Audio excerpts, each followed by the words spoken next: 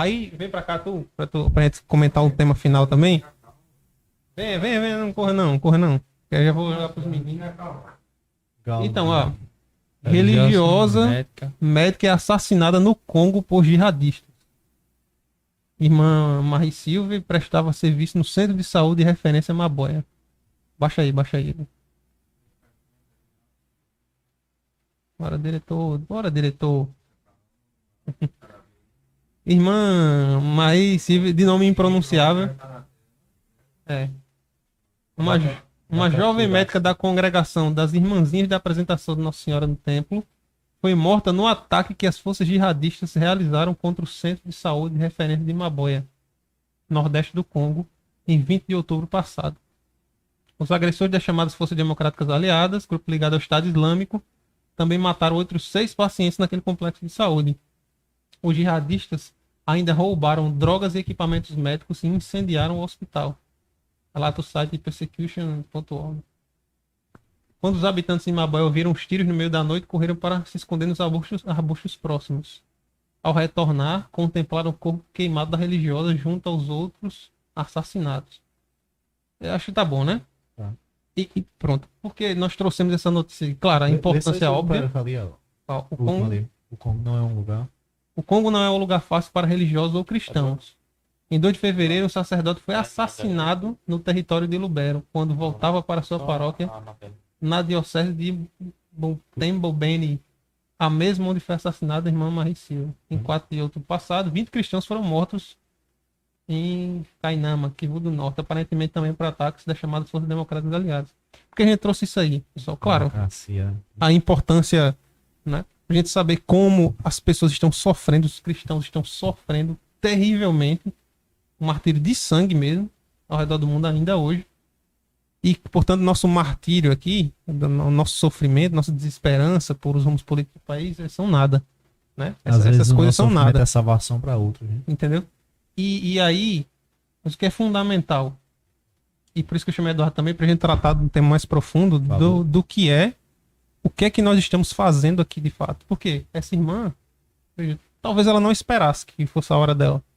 Se Deus pedir conta da nossa vida hoje, entendeu? Nesse momento, pra onde é que a gente vai? Pra onde é que a gente iria? Cello. Sendo sincero, Sim. é pra falar sincero? Seria sincero. Cara, na condição atual, Cello ou ínfero? felizmente ia pro fogo. Então, assim... Sendo sincero, né?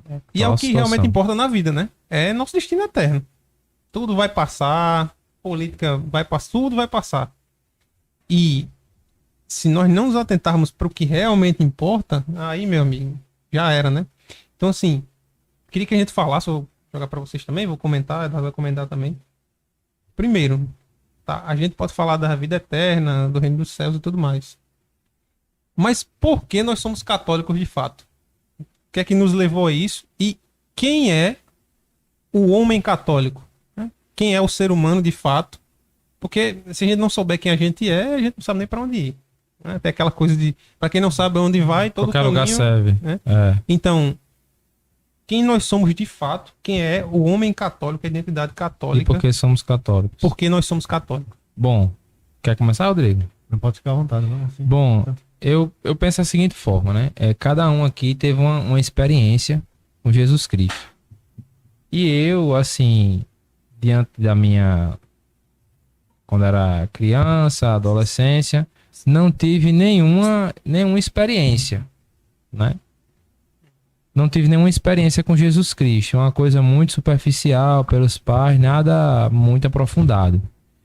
E aqui, como eu falei em off, minha esposa fazia parte do grupo da JC da igreja e com bastante insistência insistiu que eu fizesse o EJC, Encontro de Jovens com Cristo. Fui muito resistente, não vou mentir. Era aquele católico de IBGE que só rezava Pai Nosso e Ave Maria, né? Normal, na maioria dos brasileiros. E fui muito resistente. Porque sempre tive problemas com minha mãe e tal. E fui muito resistente. E lhe digo, agora eu vou listar assim, porque o meu encontro foi 13, 14 e 15 de novembro de 2013. Então quer dizer, esse ano... 2012. Mais alguns dias, pronto, foi o do ano da minha esposa, 2012. Ela trabalhou pra mim. Então... Eu me tornei católico por causa dos que estavam lá. Da má vida. Só que- Não foi bem. Assim, Católico comigo não convicto. foi dessa forma. Católico convicto, né? É. Convicto. Não, comigo não foi dessa Dizer, forma. rapaz, eu tenho que ler mais o amarelinho. E minha esposa insistiu, na época ela era minha namorada, minha esposa insistiu bastante em que eu fizesse aquela coisa toda. Eu fui muito resistente, não vou fazer, não vou, não quero tal. E, assim, fui. Não podemos dizer aqui, porque é pecado, mas inicialmente eu tive uma experiência horrível, porque na época eu tinha descobrido que eu tinha síndrome do pânico, então eu me senti assim, eu passei mal no início do encontro. E quando criança, eu nunca gostei de palhaço quando criança. E me deparei com aquela situação. Uhum. E a única vontade que tinha dentro de mim era só de ir embora. Só que eu sou uma pessoa, isso vem de essência, Jesus me fez assim. Eu sou uma pessoa que eu não desisto fácil das coisas. Eu sou insistente, até minha esposa até fala, que eu sou insistente e persistente. Para mim desistir de algo tem que ser uma coisa que me incomode absurdamente ao ponto de pular fora. E eu disse, não, se eu me predispus a vir para esse encontro, não vai ser esse início que vai barrar. Imagine que se eu tivesse saído do início ali, eu não era o que eu sou hoje. E daí eu fiz o encontro e profundamente parecia que eu tava sujo, todo sujo, parecia que eu tava na lama dos porcos, o termo é esse. Tava na lama dos porcos e mergulhei num bar profundo. Tomado perdão, porque tinha muito problema com minha mãe e diversas outras situações, quando criança, quando adolescente. E dali iniciei meu processo de conversão. Dali comecei a frequentar as missas, comecei a entender o que era missa, tal, os ritos da missa. E aí comecei a participar do grupo de oração, que se tornou uma comunidade, no qual fiz parte, hoje não faço mais. E fui levando minha vida cristã. Aí você perguntou, por que você é católico? Acho que todos nós aqui tivemos uma experiência do primeiro amor. Eu lembro que assim que eu terminei meu JC, eu pegava a Bíblia, que eu ganhei inclusive lá, que eu não tinha uma Bíblia. Ganhei lá. Pastoral? Pastoral, exatamente. A própria. E o que é que acontece? Diante daquela situação, eu pesquisava na Bíblia, com o auxílio do Google, aquilo que eu queria saber falando da palavra de Deus. O que é pecado do sexo oral? Onde é que se constitui? O que é pecado do desejar a mulher do próximo? E dali eu fui me inchando, e uma coisa que eu tenho uma característica... Orogenital. E é uma coisa que eu fui com o tempo, mas eu sou assim em tudo que eu vou fazer, eu sou muito intenso. Eu não consigo ser meio, eu não sou meu pai, eu não sou meu esposo, eu não sou meu motorista da Uber, eu não sou meu estagiário, não. Ou eu tô ali ou eu não tô. Naquela hora que eu me predispus a fazer aquilo ali, eu me dedico àquilo ali. Então eu me dediquei bastante, fui atrás de conhecimento, fui me inchando, assim, tive muitas experiências de oração com o Espírito Santo e por aí vai. E a gente falando aqui de algumas...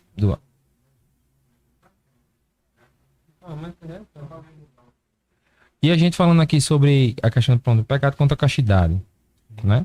Eu tenho um problema contra o pecado da castidade, que vou lhe ser bem sincero, a gente falou aqui, não, que a gente tem que se conscientizar do pecado, que a gente tem que evitar as ocasiões, a gente falou nisso aqui, né? Só que, cara, vou ser bem sincero mesmo, de verdade. Tem coisas que se Jesus não curar, você nunca vai deixar de fazer. Por mais que você reze terço, você quiser fazer. Porque existe a sua iniciação sexual. Todos aqui tiveram. Existe a sua iniciação sexual. Então, se a sua iniciação sexual for errada, certamente você terá diversos distúrbios. E esses distúrbios é como o alcoolismo, é como o tabagismo, é como o adultério, é como desejar a mulher do próximo. São coisas que parece que ficam enraizadas em você e por mais que você lute contra, aquele parece que quanto mais você luta contra, mais aquele se aproxima de você. Então, assim, vou dar um exemplo aqui, o alcoolismo. Eu nunca fui alcoólatra, não gostei de bebida, mas vamos dizer que eu fosse alcoólatra. Eu só me curaria do alcoolismo se Jesus me curasse, por mais que eu tentasse. Não, eu vou ficar 1 ano sem beber, 2. Mas em algum momento vai aparecer um momento propício, uma ocasião. E tipo, nós somos fracos, é como o próprio evangelho vai dizer.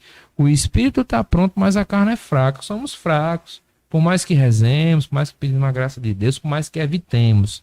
Isso aí a gente tem que fazer, é uma obrigação nossa. Se nós somos cristãos, se nós queremos ser de Jesus Cristo, é uma obrigação nossa. Porém, existem coisas, até como Jesus vai falar, que existem demônios que só saem através do jejum, por exemplo. Como os apóstolos fizeram lá e não expulsaram demônios. Então, assim, existem coisas que só Jesus intervém. Por mais que você tente, você vai ficar a vida toda, cai, levanta, cai, passa um tempo, levanta, passa um tempo, opa, aí vai começando a criar asa. Não, eu tô ficando forte, agora eu tô resistente. Aí, de repente, puf, cai de novo. Por quê? Porque aquilo ficou enraizado. Então, tudo se baseia como você iniciou tudo. Não tô falando só da sexualidade, não. Depois me É em lembra de tudo. tocar nesse tema novo. Só É em falar uma tudo. frase ali. Isso é em tudo. É como foi a sua iniciação na igreja.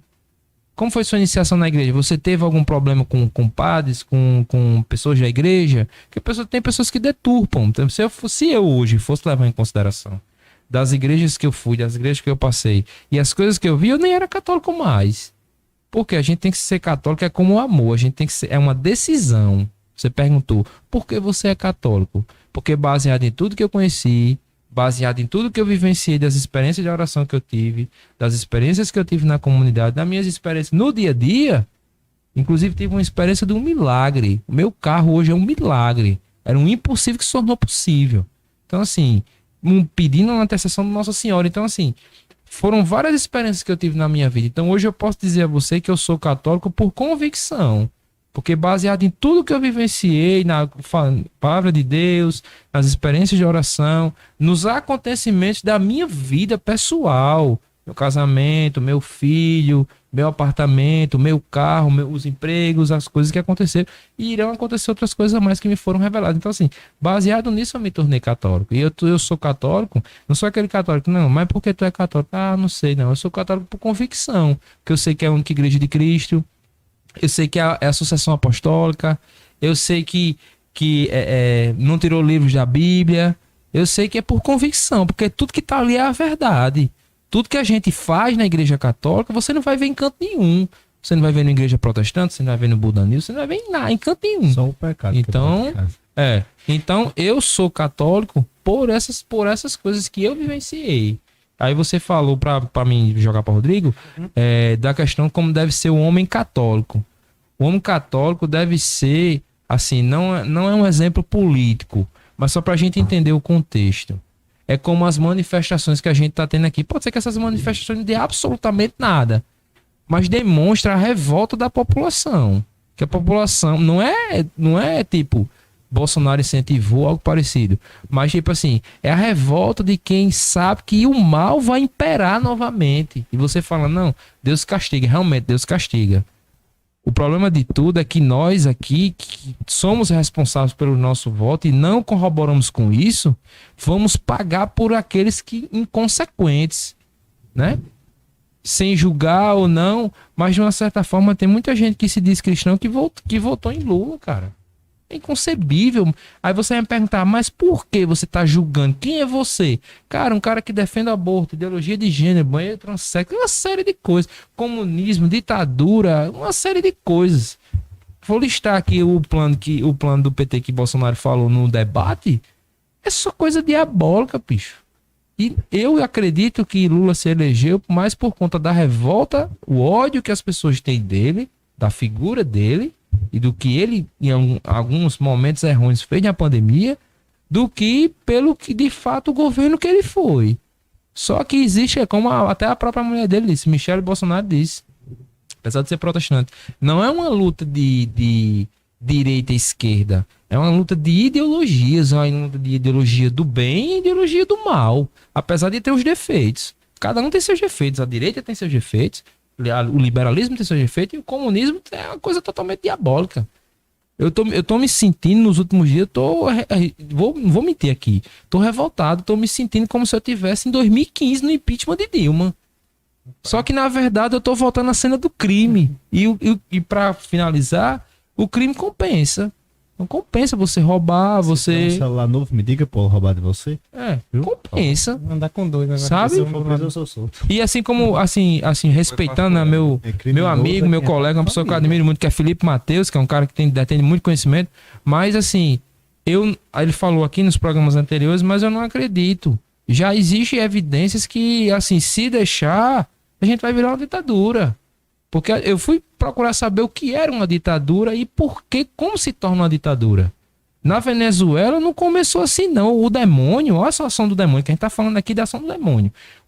O demônio vai chegar aqui, eu vou tocar fogo em você e você vai pro inferno comigo. Venha ver aqui, ó. O inferno é tudo de mal. Não. Ele chega com aquela promessa indecente. Olha, rapaz, vamos. Não, a gente deixa disso. Calma, né? É aquele falso bom, sabe o falso bom? Pronto, tipo isso. Começou logo ali com os militares. Ó, eu vou aumentar aqui tua aposentadoria. Ó, eu vou arranjar uma condição de vida melhor pra tua família. Eu vou aumentar teu salário. E dali foi desarmando os militares. E quando desarmou e tirou a polícia, tirou tudo. Então ele tomou. Ele foi o rei. Ele é o rei do império. Uma ditadura se instaura assim. Então, assim, quando o povo fala na rua de intervenção militar, é muito pela questão disso, porque se a gente, agora, como cristãos, eu digo como cristãos católicos, se a gente não se impor, a gente cruzar os braços, apesar de ser um castigo necessário, porque a gente não, mas muita gente merece esse castigo para ver se acorda. Mas, tipo assim, apesar de ser um castigo necessário, eu temo, velho, a destruição que esse país vai ter. E, tipo assim, infelizmente, para finalizar, a política vai determinar tudo. Vai determinar a igreja. Quem garante que amanhã a gente vai poder assistir uma missa? Quem garante que amanhã a gente vai poder rezar um texto? Não podia na pandemia. Mas agora vai piorar. Quem garante que na Canção Nova vai transmitir o Santo Terço? O Terço da Misericórdia? Quem garante que não vão cortar o sinal? Quem garante que, não sei lá, vão descobrir que eu tô rezando um terço em casa e vão querer me censurar? Ou então se eu disser... Lula é feio na rede social, vão me matar, vão fazer. Quem garante? Ninguém sabe. Isso aqui, só pode passar a palavra. O fato de nós estarmos sendo castigados, talvez, né? Não deve nos levar ao imobilismo, a gente ficar parado, não. Por isso que a as gente pessoas... tem de dobrar ainda mais o joelho diante de Deus para que ele nos livre dessa situação e lutar, né? Temos de lutar. Mas lembrando de uma coisa, só pra pedir desculpa. A palavra oração, eu aprendi isso no meu grupo de oração, que eu não entendi o que era. Porque é oração. Oração é o quê? Orar e agir. Orar e vigiar. Não é orar, ficar em casa orando e aqui as coisas de ruim acontecendo de braço cruzado, não. É orar e agir. Por isso que o povo tá na rua. E estão dizendo que é um monte de baderneiros, não sei o quê. A gente sabe quem são os baderneiros, enfim. Então, já para te passar a palavra, aí tu fala sobre a questão que eu falei, sobre a identidade católica e tudo mais, e a gente já entra, como tu falaste do Brasil, né?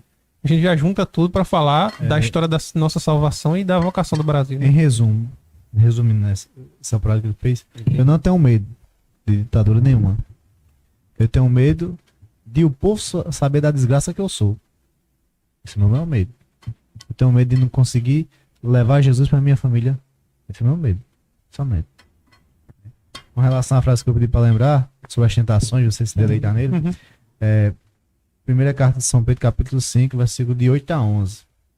São Pedro diz que o demônio é como um leão que ruge, que está sempre pronto a quebrar qualquer vacilo. Rodeando, exatamente. Né? E no versículo 11 ele vai dizer o seguinte: portanto, sejais firmes e resistis por um tempo, porque depois vocês se tornarão inabaláveis na fé. Ou seja, se você consegue resistir àquele pouca tentação que está lhe atormentando naquela hora, mais tarde, se ela vir, você vai estar mais capacitado a passar para um passo mais para frente, não resistir a ela. Enfim, seria. Voltando ao tema, né? O homem católico. Por que eu sou católico? Muito simples. Né?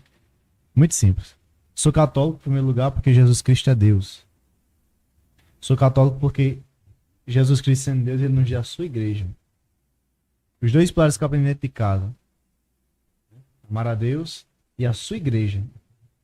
Eu sou católico por esses dois fatos, porque sem a igreja de Jesus e sem ele, eu nada seria hoje.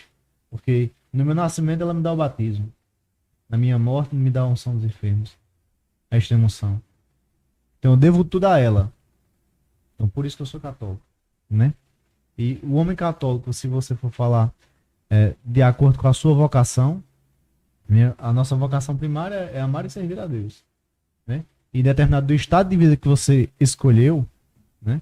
Ou que Deus permite que você escolhesse, seja matrimônio, sacerdócio, vida celibatária, diaconato, enfim, se for dessa forma que nosso Senhor escolheu, A vida católica o homem católico seria viver aquela vida de tal forma que Paulo vai dizer, né? Chegar a dizer como Paulo, né? Não sou eu que vivo, mas é Cristo que vive em mim. E outra, né? Tem uma frase que São Paulo diz que é: sejam meus imitadores como eu sou de Cristo. Uhum. Paulo conheceu Cristo aonde? Como é que ele sabe como é que era Jesus? Mas também ele vai revelar, né? Que eu sou apóstolo, não porque quero, mas porque Cristo me escolheu, né? Em sonho, em revelação, e apareceu para ele. Mas, para mim, enquanto Rodrigo, Marx, né? Não é nem a opinião da igreja enquanto católico a essência para mim de ser católico é amar a Deus, nosso Senhor Jesus Cristo, e a sua igreja. Como diz o Matuto, eu mato e morro pela igreja de Cristo. Né? Então, É isso aí mesmo. O resumo que eu queria dar era só isso mesmo. Tá. Eduardo. Tu é católico por quem? Hein? Eu? Ué, porque a mãe me batizou, ué. Ainda não depende de sua vontade. Não, então, né? O que é o homem católico, não é isso? Isso. Cara, eu acho que todo mundo deveria fazer primeiro uma reflexão com relação à questão do ser homem, né? Hoje em dia, o homem, ele tem sido bastante bombardeado, entendeu? A figura masculina, hoje em dia, ela praticamente não existe.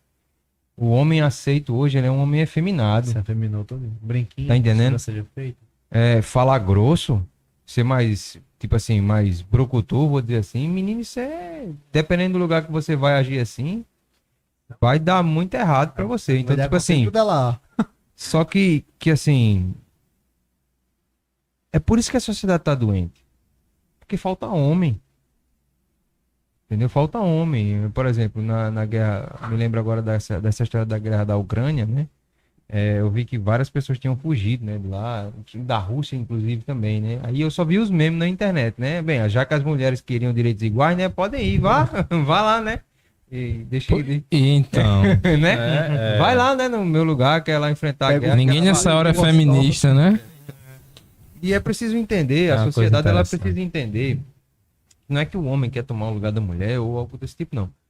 É que para que haja o equilíbrio, é necessário que existam essas diferenças. Cada um no seu lugar, fazer a sua função. A mulher, ela tem a função dela que é tão dignificante quanto a E do lindo, homem no é seu lindo, lugar. né? Justamente. Entendeu? Justamente. Então, tipo assim, eu acho que a sociedade, ela para poder entender... É porque assim, para chegar dentro da igreja católica, é preciso entender primeiro o que vem antes, né? Essa questão do homem, né? Então, tipo... Porque... E à medida que você for entendendo, procura, claro, você tem que fazer essa busca dentro de si, né? Procurar entender o que é você como homem, né?